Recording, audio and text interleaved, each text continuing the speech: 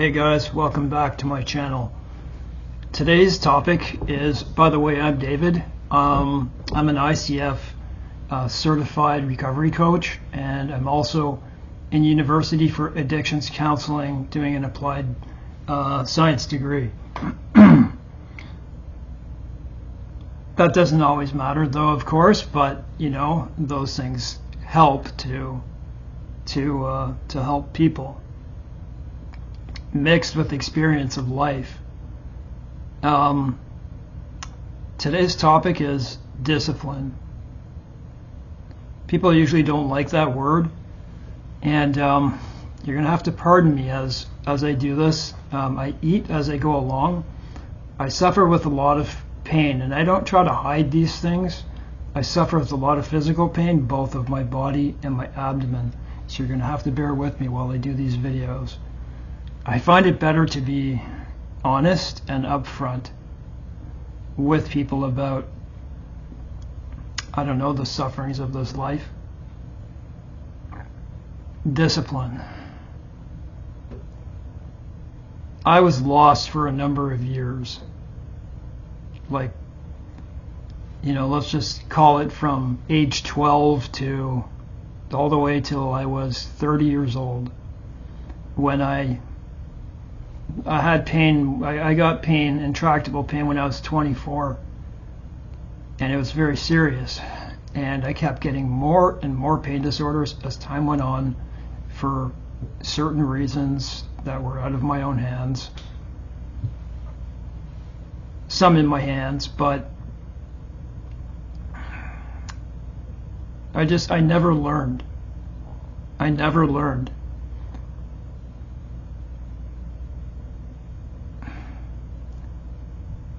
So I would say a lot of today's society, a lot of today's youth, a lot of people today don't understand the simplicity of discipline and what it can do for you.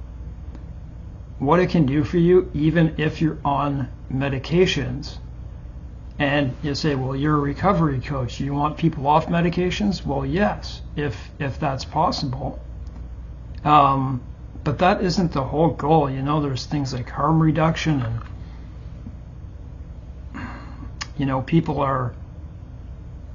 there's a lot of people on medications today. They're on antidepressants and they're on other things. And you know, my goal would be to stop using things. You know, if you're being prescribed something, if you're overusing it, then that's a problem, right? That's a big problem. And I'm writing my testimony right now, so I can put on my website, or you guys can also contact me. Check in the description box. But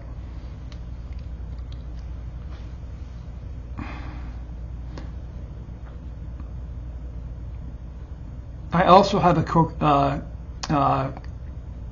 co-occurring disorder, and that would be autism. I have high functioning autism, but I didn't know that until I was 40 years old. I'm 46 now. Can you imagine going through life not knowing why all these troubles? I won't give you the sad story of it, but it was a sad story. You know, why was I having trouble socially?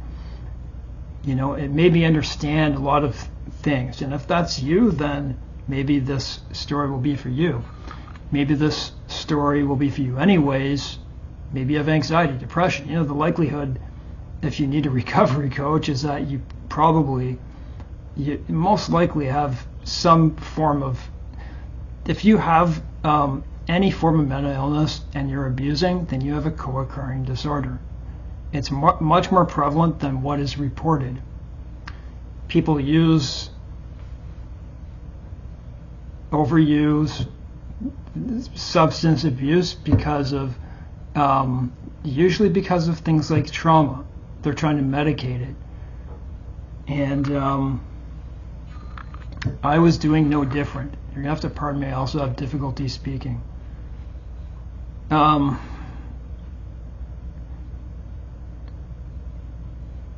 When I was about 12 or 13, around them. When I had my first drink of alcohol, I didn't do it for reasons of trauma, but later I was. And I just remember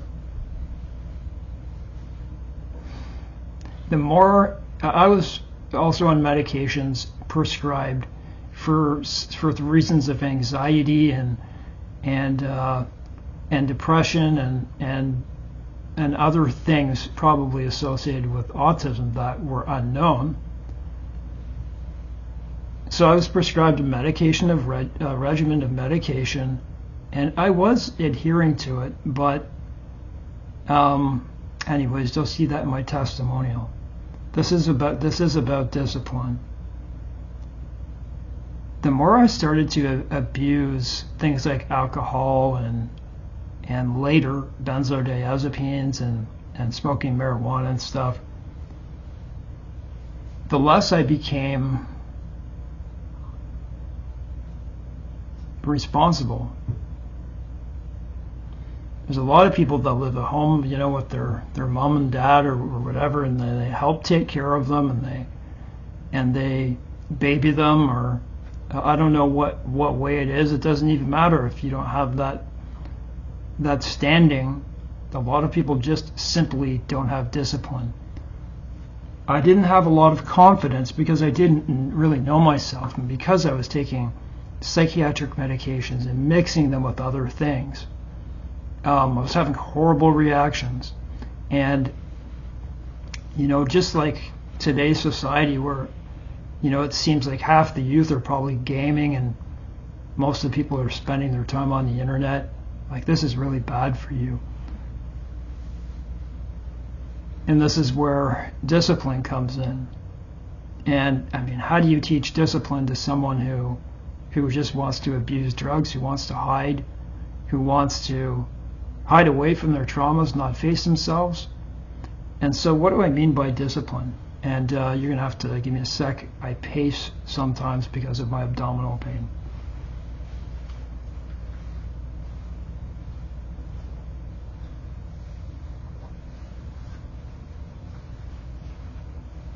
So I'm a coach. I want to motivate you to change. You may look at people and be like, I wish that I could do that. I wish that I had the knowledge that that person does, and that I don't need these substances to get me along in everyday life.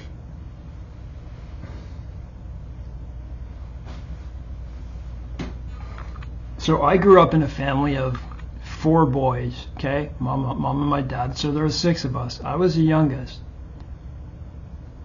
And I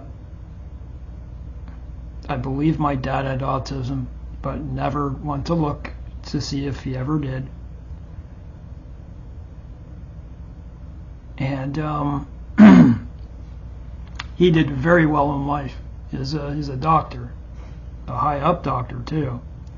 And looking at my brothers, they were very smart people. They were in, also my brother, a top mechanic that could fix people's vehicles who had, other mechanics who couldn't figure out what was wrong. My brother would go and figure out what was wrong.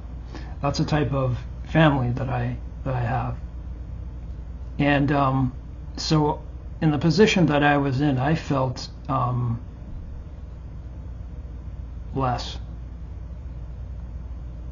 I never had a car, yet I could drive by the time I was 17 or 18, but I never had a car because I was just abusing alcohol and doing drugs because I was trying to hide.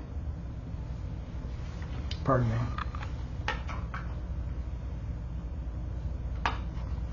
Isn't that what most of us do?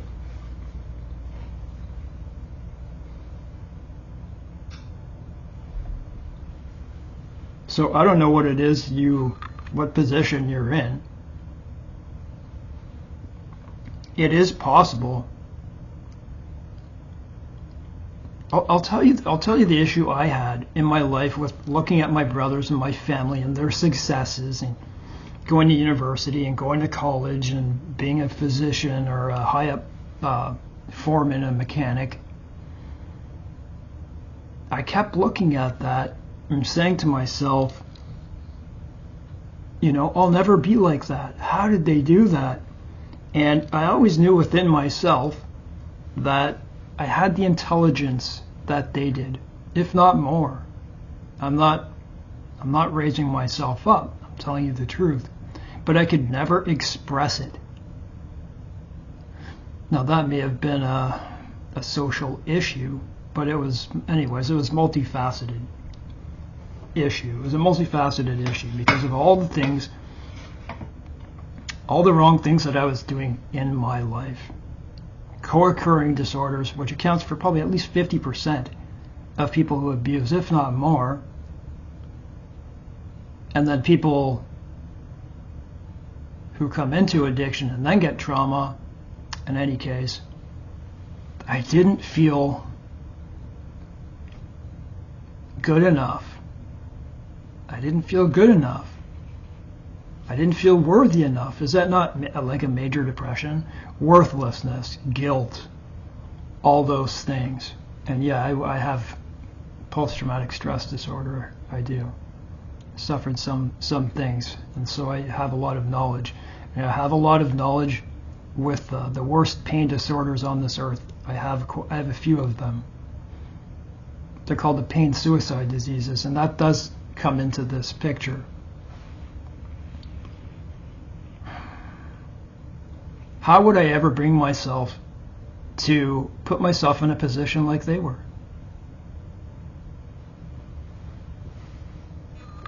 You're going to have to look at yourself differently. You're going to have to stop. If you're abusing drugs and alcohol, you're going to have to consider stopping them, number one. So, like I understand how easy that sounds. And listen, there are people who are abusing that are still holding responsible lives. There are.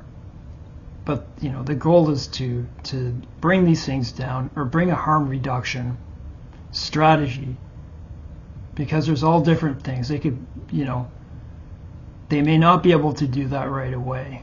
So, take little small steps.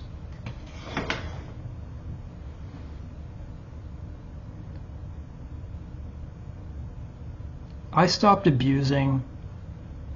My last abuse was the benzodiazepines. I was a major addict. You call it a major addict. I was doing bottles of them. And, it felt good, but then the withdrawal was just horrible. But I was also on a therapeutic dose as well, a different one. And it is possible to take all that stuff that you're abusing, bring it down, and come to a point where, either you're going to have to go to your NA or your Smart Recovery, also reaching out to people doing all that type of stuff. But this is about discipline. So the reason I quit abusing benzodiazepines and drinking alcohol, so it's been about 13 years, was because of physical illness, because I got intractable pain disorders that were so overwhelming, and still are, that I knew that I couldn't do this anymore. I felt it was a sign from God, to tell you the truth, to tell me to get my life together, and I did. I moved out in this place on my own about 6 and a half years ago. And small steps. Learn to do your laundry. It's not that hard to do. Take one single step at a time, because that one small single step leads to another step. That is the issue with people who don't know responsibility, and which ends up in discipline. Once you persevere, you see, once you start persevering, then it starts to give you hope and character. You start to build a persona, and your identification. And a lot of people don't have that today. They look for validation from other people instead of looking to their own selves and looking inside. Pardon me, I'm going to eat a little bit here. Don't like being on camera.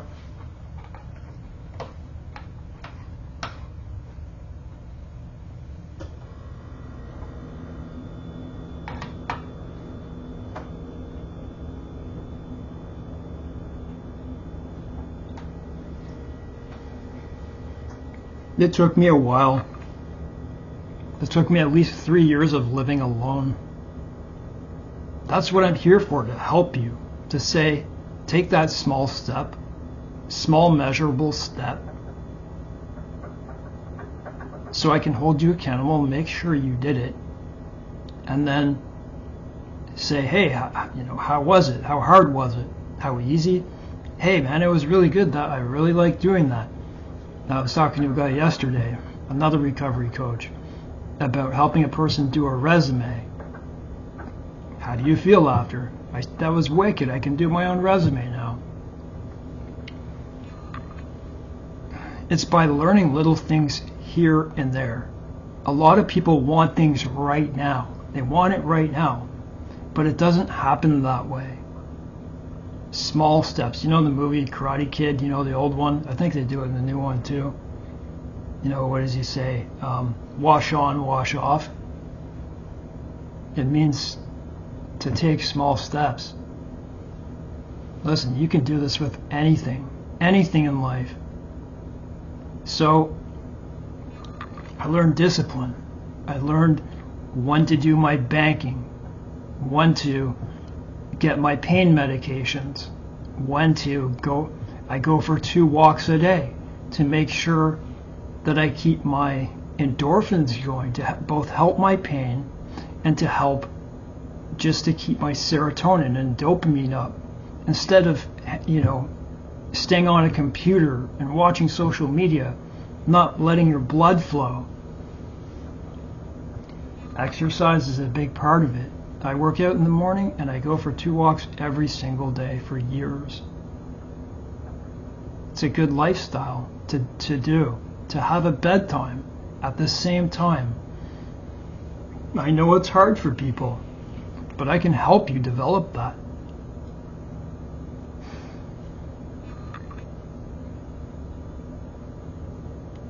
One of the biggest things is that people have when they're using,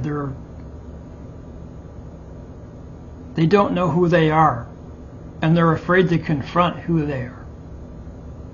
As hard as that may seem, and as hard as it is, the result, if you're willing to confront yourself and go through that process, accept, right? Isn't that a big thing in this, is to accept who you are, and where you're at? Because if you keep repressing and hiding things, it's very tough to get well. Once you do that, you can start taking these little steps, and I can help you with that. Come up with a plan, set some goals. Things don't come quickly, but sometimes they do. Sometimes all people need is a little push. I thought I was hopeless, drinking alcohol and taking, on a whole weekend, I would take a whole bottle of benzodiazepines, of Ativan or temazepam. Just no hope. There was no hope. It seemed like no hope. You don't want to learn these things too late in life, like myself. But it's never too old, right? Look, I'm in university for addictions counseling at 46 years old. But don't take that attitude that, oh, I'll wait till then. Then you might find yourself dead if you don't stop.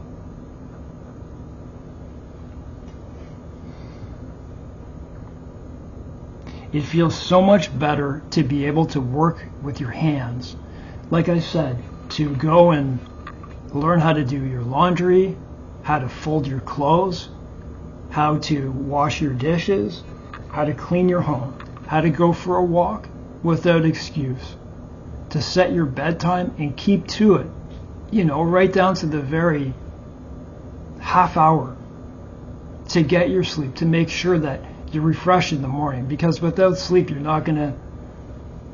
I'll tell you something, with 9 out of 10 pain disorders,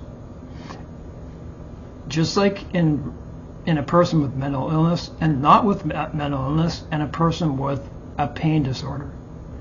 And a pain disorder, when I wake up and I only have a few hours of sleep, I feel like death. The effects that has on the body is you'll die early, I'll just say that much, if you keep that up. The saying is that time heals, and it does.